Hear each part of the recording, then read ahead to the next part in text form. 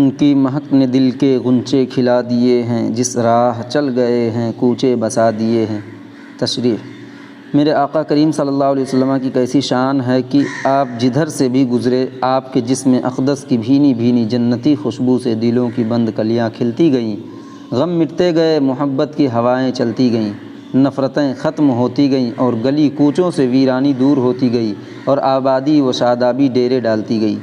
مسلم شریف میں ہے، حضرت جابر بن سمرہ رضی اللہ تعالیٰ عنہ فرماتے ہیں کہ بچپن میں حضور صلی اللہ علیہ وسلم نے میرے رخسار پر یعنی گال پر اپنا دست کرم پھیرا تو آپ کا دست اقدس ٹھنڈا اور اتنا خوشبودار تھا کہ ایسا لگتا تھا کہ عطار کے صندوق سے ابھی نکالا گیا ہے۔ اسی طرح بخاری شریف میں حضرت انس رضی اللہ تعالیٰ عنہ سے مروی ہے، آپ فرماتے ہیں میں نے کوئی ریشم اور دیبا کا مطلب بھی وہی ریشمی کپڑا وغیرہ ہوتا ہے، حضور صلی اللہ علیہ وسلم کی ہتھیلی سے بڑھ کر، یعنی حضرت انس فرماتے ہیں کہ کوئی ریشم اور دیبا حضور صلی اللہ علیہ وسلم کی ہتھیلی سے بڑھ کر نرم نہیں پایا اور نہ کسی مشک و عنبر میں آپ کے جسم کی خوشبو سے بڑھ کر خوشبو پائی۔ اور پہلے بھی آپ کئی بار سن چکے ہیں کہ صحابہ کرام آپ کو تلاش کرنے کے لیے آپ کی خوشبو سے ہی آپ کو پا لیتے تھے، یعنی کہ جب صحابہ کرام رضوان اللہ تعالیٰ علیہم اجمعین اپنے گھروں سے مسجد نبوی شریف میں حضور کے پاس آتے تھے، جب حضور مسجد نبوی نہیں ہوتے یا اپنے حجرے میں نہیں تشریف فرما ہوتے تو صحابہ کرام حضور کی خوشبو کو سونگھتے ہوئے مدینہ کے باہر حضور تک پہنچ جاتے تھے۔ اعلیٰ دوسری جگہ فرماتے واللہ جو مل جائے میرے گل کا پسینہ، مانگے نہ کبھی عطر نہ پھر چاہے دلہن پھول۔ اچھا یہیں پر یہ بھی بتا دوں کہ کچھ لوگ جو ہے اس کو میرے گل کے بجائے تیرے گل پڑھتے ہیں، تیرے گل نہیں ہے بلکہ میرے گل ہے، یہاں میرے گل سے مراد میرے آقا صلی اللہ علیہ وسلم ہیں، یہ مراد ہے یہاں پر، ٹھیک ہے۔ تو واللہ جو مل جائے میرے گل کا پسینہ، مانگے نہ کبھی عطر نہ پھر چاہے دلہن پھول۔ دوسرا شعر: جب آ گئی ہیں جوش رحمت پہ ان کی آنکھیں، جلتے بجھا دیے ہیں روتے ہنسا دیے ہیں۔ شعر ہی سے پتہ چل رہا ہے کہ تشریح کس طرح کی ہوگی۔ تشریح: میرے آقا کی رحمت کا عالم یہ ہے کہ جب ان کی رحمت کا دریا موجزن ہوا، یعنی امت کی بخشش کے لیے آنکھوں سے آنسو جاری ہوئے، تو آپ کے بابرکت آنسوؤں نے جہنم کے جلتے شعلوں کو بجھا دیا اور ان شعلوں سے ڈر کر رونے والوں کی شفاعت کر کے ان روتے ہوں کو ہنسا دیا۔ ایک مطلب یہ بھی ہے کہ جس طرف حضور نے رحمت سے دیکھا، بدبختی کی آگ میں جلنے والوں کو نیک بخت بنا کر ان کے چہروں پر مسکراہٹ کے پھول کھلا دیے، یعنی جو پہلے گمراہی میں جی رہے تھے، حضور صلی اللہ علیہ وسلم کی جب نگاہ نبوت ان پر پڑی تو ان کے قسمت کے ستارے بلند ہو گئے۔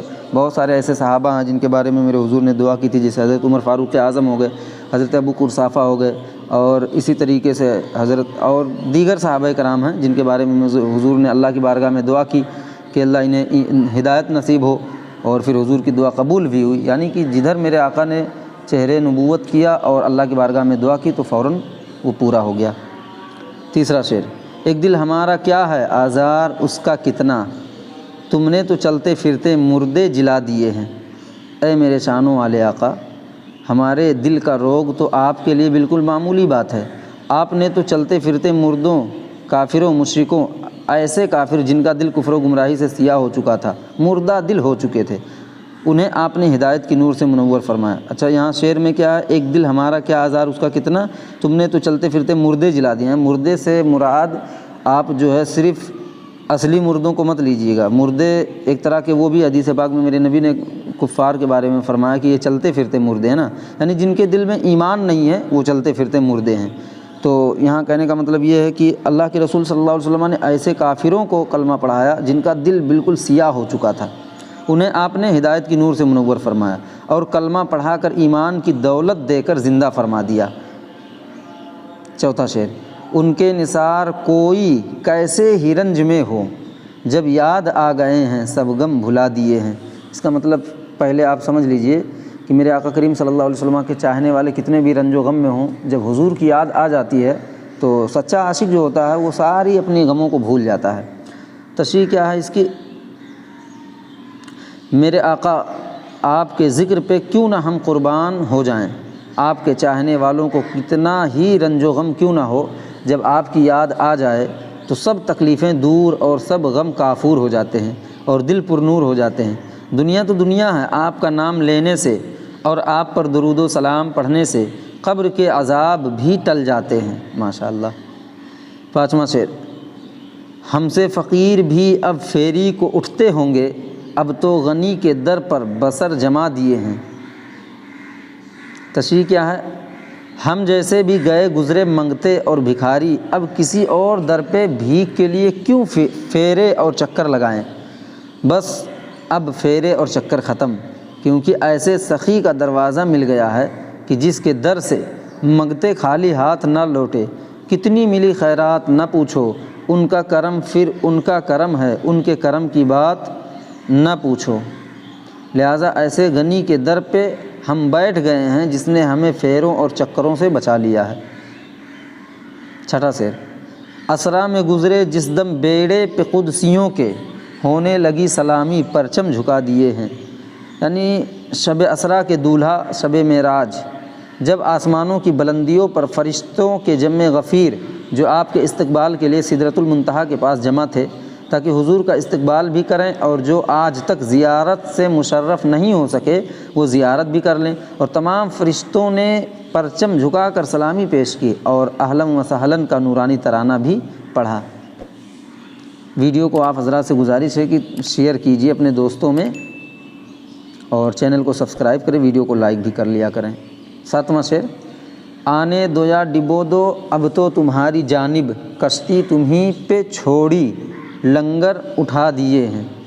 تشریح کیا ہے اس کی؟ آنے دو، اس کا مطلب پہلے آپ یوں سمجھ لیجئے، آنے دو ہے نا، الگ الگ ہیں، یا ڈبو دو اب تو تمہاری جانب، کشتی تمہیں پہ چھوڑی لنگر اٹھا دیے ہیں۔ تشریح دیکھیے سمجھ میں آئے گا۔ اے میرے آقا، مدینہ شریف حاضری کے لیے ہم سمندری جہاز پر سوار ہو چکے ہیں اور جہاز چل پڑا ہے۔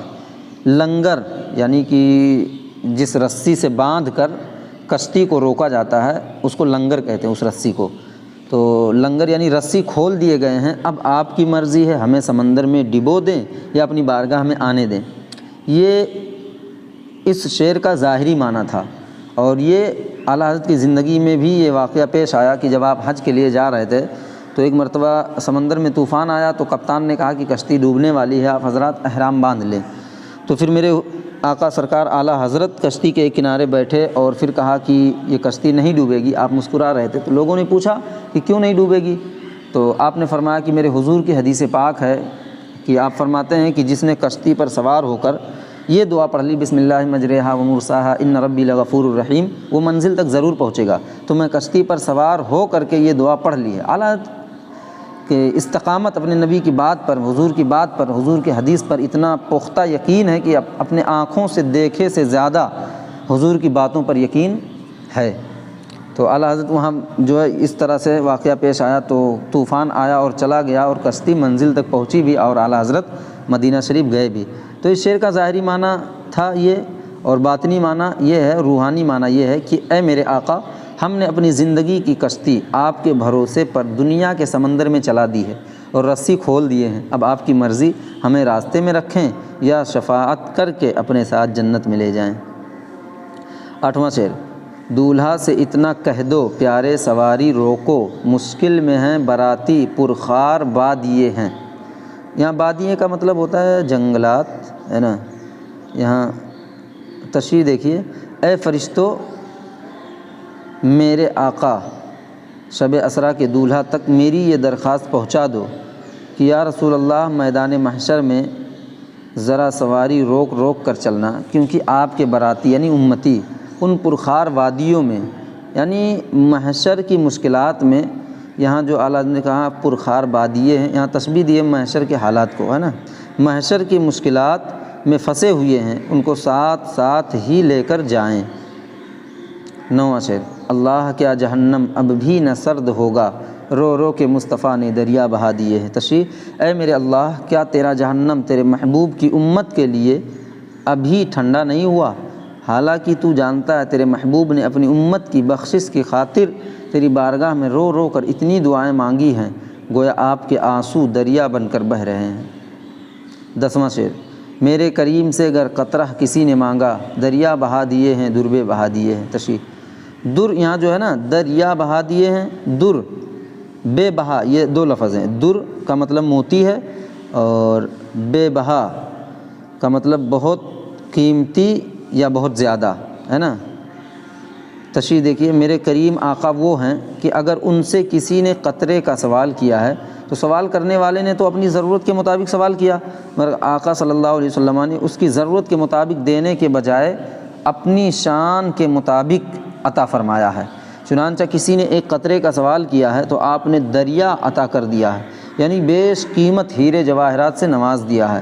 کبھی ایک ایک سائل کو 100 اور 1000 بکریاں دے رہے ہیں، ایک بدو کو تو آپ نے پوری وادی بکریوں کی بھری ہوئی عطا کر دی، تو وہ جا کر اپنے قبیلے میں اعلان کرنے لگا کہ جاؤ ان کے پاس، یعنی محمد صلی اللہ علیہ وسلم کے پاس، وہ اتنا دیتے ہیں کہ خود تنگ دستی سے بھی نہیں ڈرتے۔ حسن ہے جن کی سخاوت کی دھوم عالم میں، انہی کے تم بھی ہو ایک ریزہ خار ہم بھی ہیں۔ آخری شعر گراما، ملک سخن کے شاہی تم کو رضا مسلم، جس سمت آ گئے ہو سکے بٹھا دیے ہیں۔ تحدیث نعمت اور حقیقت واقعہ ہے اور حقیقت بھی ہے کہ اے احمد رضا، تو تحریر و تقریر اور فصاحت و بلاغت، چاہے نظم ہو یا نثر ہو، ان تمام چیزوں کا بادشاہ ہے، اور حقیقت پسند لوگوں نے اس میدان میں تیری بادشاہی کو تسلیم کر لیا ہے۔ جس موضوع پر تو نے قلم اٹھایا ہے حق ادا کر دیا ہے۔ کون سا وہ علم ہے کہ جس میں تیری کئی تصانیف نہیں ملتی؟ جس موضوع کی طرف رخ کرتا گیا اپنی علمیت کا روب جماتا گیا، سکے بٹھاتا گیا، لوہا منواتا گیا۔ اے امام احمد رضا، آپ کی بلندی کو سلام۔ چینل کو آپ حضرات سے گزارش ہے کہ سبسکرائب بھی کریں اور دوستوں کے ساتھ شیئر بھی کریں۔ جزاک اللہ خیرہ۔